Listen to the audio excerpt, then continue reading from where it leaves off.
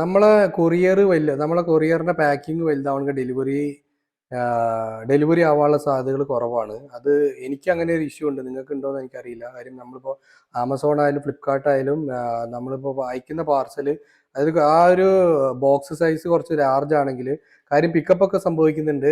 എന്നിട്ട് അതൊരു പകുതിയൊക്കെ എത്തുമ്പോഴത്തേന് ഈ സാധനം റിട്ടേൺ വരുന്നുണ്ട്. അപ്പോൾ ഈ ഒരു ഇഷ്യൂ നമ്മൾ കുറേ കാലമായിട്ട് ഫേസ് ചെയ്യുന്നുണ്ട്. നമ്മളത് എങ്ങനെ നോക്കിയിട്ട് ഇത് ഫിക്സ് ചെയ്യാനായിട്ട് സാധിക്കുന്നില്ല.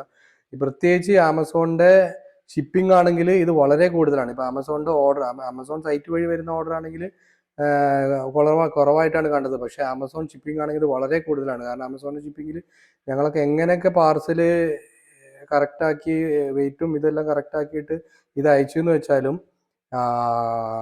ഡെലിവറി ആവുന്നത് വളരെ പെർസെൻറ്റേജ് കുറവാണ്. പ്രത്യേകിച്ച് നോർത്ത് ഇന്ത്യ സൈഡിലേക്കൊക്കെ പോകുന്ന സംഭവങ്ങൾ സൈസ് കൂടുമ്പോൾ ഡെലിവറി ആവുന്നില്ല. അതിപ്പോൾ എന്താ പ്രശ്നം എന്ന് ഒരു ഐഡിയയില്ല. ഫ്ലിപ്കാർട്ടിനും അങ്ങനെ ഒരു പ്രശ്നമുണ്ട്, ആമസോണിനും അങ്ങനെ പ്രശ്നമുണ്ട്. അപ്പോൾ നിങ്ങൾക്ക് ഇങ്ങനെ പ്രശ്നം കാര്യങ്ങളൊക്കെ നിങ്ങൾ ഫേസ് ചെയ്യുന്നുണ്ടെങ്കിൽ ഒന്ന് കമൻറ്റ് ചെയ്യുക. അപ്പോൾ എല്ലാവർക്കും ഉണ്ടോയെന്ന് അറിയണമല്ലോ.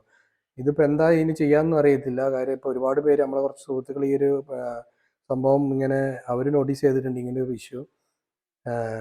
വളരെ റിട്ടേൺ റേറ്റ് വളരെ കൂടുതലായിരിക്കും ലാർജ് പാർസൽസ്. ചെറുതൊക്കെ ആണെങ്കിൽ പോളി ബാഗിലൊക്കെ പോകുന്നതിനൊക്കെ ആണെങ്കിൽ ഡെലിവറി റേറ്റ് വളരെ കൂടുതലായിരിക്കും. പക്ഷേ വലിയ ബോക്സിലൊക്കെ പോകുന്ന നമ്മൾ പാർസൽ വിടുകയാണെങ്കിൽ ഡെലിവറി ആവില്ല. റിട്ടേൺ റേറ്റ് വളരെ കൂടുതൽ. എന്താണെന്നൊരു പിടുത്തമല്ല. അപ്പോൾ നിങ്ങൾക്ക് ഇങ്ങനത്തെ അനുഭവങ്ങളോ കാര്യങ്ങളൊക്കെ ഉണ്ടെങ്കിൽ മെസ്സേജ് ചെയ്യുക. നമുക്ക് എന്തെങ്കിലുമൊക്കെ വഴി കണ്ടുപിടിക്കാം.